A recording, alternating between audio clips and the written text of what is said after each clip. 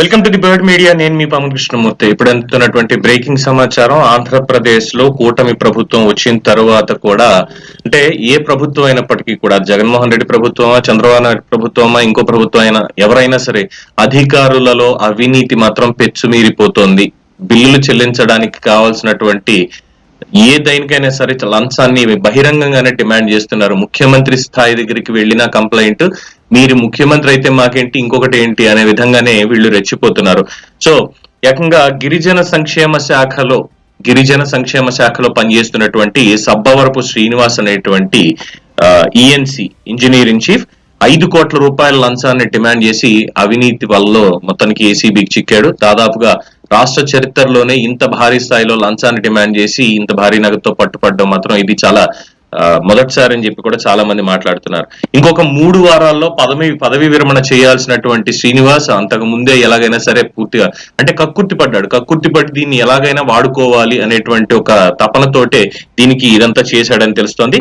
గిరిజన ప్రాంతాల్లో నిర్మించి ఏకలవ్య పాఠశాలల కాంట్రాక్ట్ ని దక్కించుకున్నటువంటి సత్యసాయి కన్స్ట్రక్షన్ అధినేత చెరుకూరి కృష్ణరాజు గారు దీనికి సంబంధించి 35,50,00,000 చిల్లర మొత్తం బిల్లులు దానికి అయితే ఆ అమౌంట్లు రిలీజ్ కావాలి అంటే 5 కోట్ల రూపాయల లంచం ఇవ్వాల్సిందే. అంటే 35 కోట్ల రూపాయల వర్క్ వాళ్ళు చేస్తే దాంట్లో 5 కోట్లు ఈయనకి లంచం ఇవ్వాలట. లంచం ఇస్తేనే బిల్లులు రిలీజ్ చేస్తానని చెప్పి 25 లక్షల టోకెన్ అమౌంట్ తీసుకుంటుండగా ఏసీబీ అధికారులు, విశాఖపట్నం విజయవాడకు చెందినటువంటి ఏసీబీ అధికారులు పూర్తిగా పకడ్బందీగా ప్లాన్ చేసి ఆయన్ని పట్టుకోవడం అనేది జరిగింది.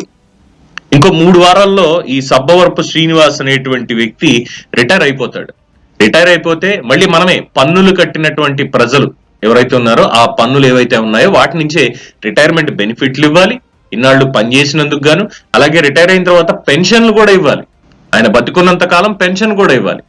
దానికి ముందుగో మన పిల్లల కోసం, గిరిజన పిల్లల కోసం చేసేటువంటి ఈ కాంట్రాక్ట్లు ఏవైతే ఉన్నాయో, ఈ ఏకలవ్య పాఠశాలలు బిల్డింగ్స్ ఏవైతే ఉన్నాయో వాటిని వాళ్ళ కోసం నిర్మిస్తుంటే ఆఖరికి దాంట్లో కూడా ఈ అవినీతి చేసేటువంటి వాళ్ళు, లంచాలు మింగేటువంటి వాళ్ళు, అది మంత్రుల, ఎమ్మెల్యేల, లేదంటే ప్రభుత్వ ఉద్యోగుల, కాంట్రాక్టర్ల, ఇంకొకళ్ళ అందుకే కదా మన బ్రిడ్జిలు కూలిపోతున్నాయి, రోడ్లు నాశరకంగా ఉంటున్నాయి, కల్తీ జరుగుతోంది ఆహారంలో, మన ఆరోగ్యం నాశనం అయిపోతుంది, ప్రాణాలు పోతున్నాయి. ఎందుకు పోతుంది? ఇలాంటి అవినీతి వల్లే కదా.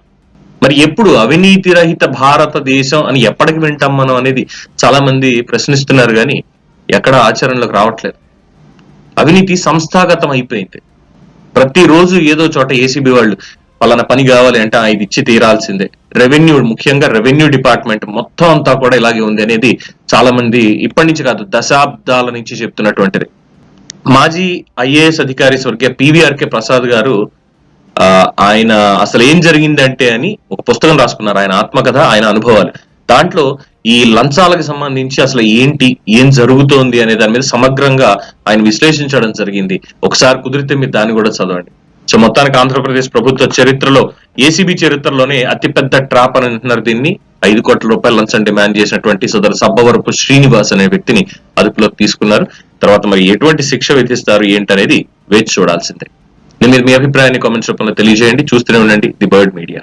ఈ వీడియో కనుక మీకు నచ్చినట్టయితే లైక్ చేయండి, షేర్ చేయండి, సబ్స్క్రైబ్ చేయండి. అలాగే పక్కనే ఉన్న బెల్ ఐకాన్ని క్లిక్ చేయండి.